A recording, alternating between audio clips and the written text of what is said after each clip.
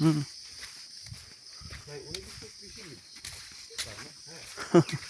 দুই পাশে লেবুর বাগান হুম হুম আর কাঁঠাল।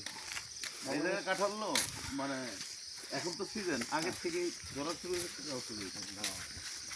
কাঁঠাল মানে অনেক মিষ্টি হবে এখানকার কাঁঠাল, প্রত্যেকটা ফলই সেই। আমি যে বাংলাদেশ কৃষি বিশ্ববিদ্যালয়ে ওখান থেকে লেখাপড়া করছে এগ্রিকালচারের উপরে। আমরা তাহলে করাইছে হয়তো বা খেদমত নিবে ভবিষ্যতে কোনো যে একটা খামার বাড়ি দিবে সে।